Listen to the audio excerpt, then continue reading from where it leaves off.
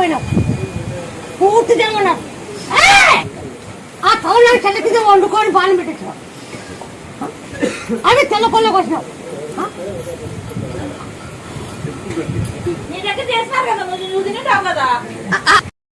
చెప్పినావా నువ్వు? తెలుగుదేశం వస్తుంది, వైఎస్ఆర్ పోతుంది అంటానని 2 ఏళ్ళు 2-3 ఏళ్ళు తింటే చెప్పినావు. ఖచ్చితంగా చెప్పినావు కూడా అదే ప్రకారంగా. అవా నువ్వు 1000 గంటలు తెల్లవా, 1000 గంటలు తెల్లవా నువ్వు? అందరికీ చూస్తుంటావా నువ్వు?